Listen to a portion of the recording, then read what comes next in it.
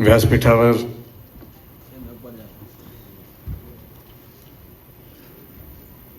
समस्त प्रतिष्ठित मंडळी,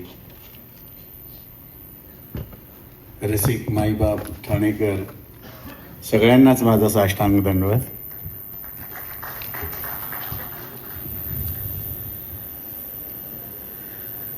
माझे परम मित्र परिवहन मंत्री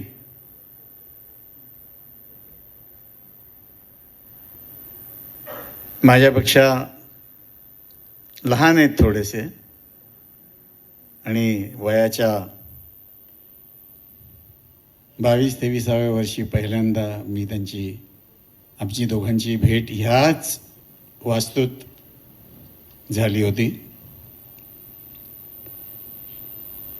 खूप रसिक असा हा माणूस आज भीमरावजींच्या सत्कारासाठी आवर्जून हजर आहेत. आणखी परम मित्र राज्याचे उपमुख्यमंत्री, त्यांना अचानक कुठंतरी जायला लागलं, त्यामुळं, नाहीतर तेही खूप रसिक मनाचे आहेत. आणि तुम्हाला माहितीच आहे की प्रत्येक प्रोग्रामला ते आवर्जून हजर असतात, पण आज काहीतरी अडचण आल्यामुळं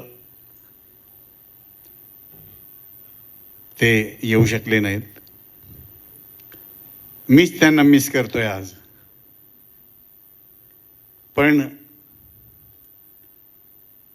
ह्या अमृत महोत्सवी भीमरावजींच्या सत्काराला मला संदीपजींनी बोलवलं, त्याबद्दल मी त्यांचा खूप आभारी आहे.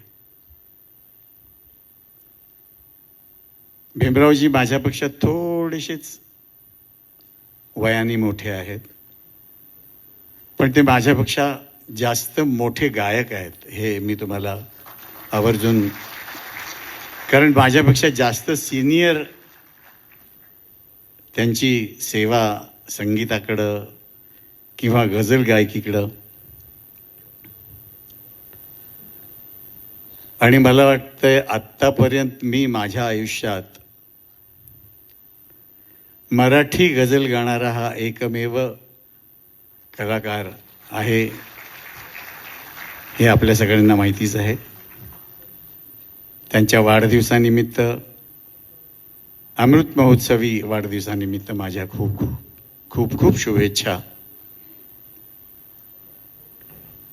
मीही नशीबवान आहे, त्यांच्या कॉम्पोजिशन्स गायला मला मिळालेले आहेत. खूप गाईन म्हणून त्यांनी मला खूप गोड आणि अवघड अशा काही जागा दिल्या होत्या गाण्यांमध्ये.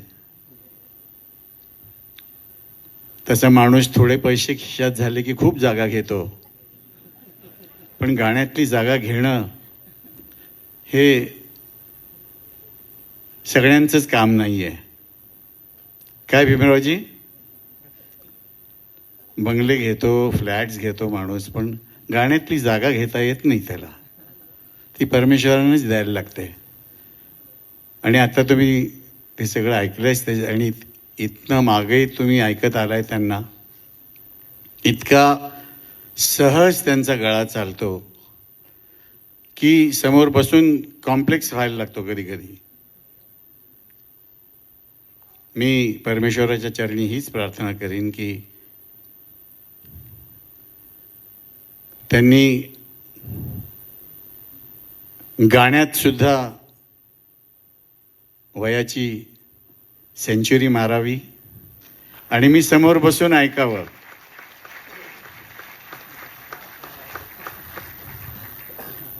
सरस्वतीचा मोठा आशीर्वाद आहे ह्या फॅमिलीवर. आमची लेक सुद्धा किती छान गात होती बघा, आणि जावई त्यांना असा सापडलाय की तोही कॉम्प्लेक्स देतो. मी त्याला खूप ऐकतो. त्याचं गाणं मला खूप आवडतं.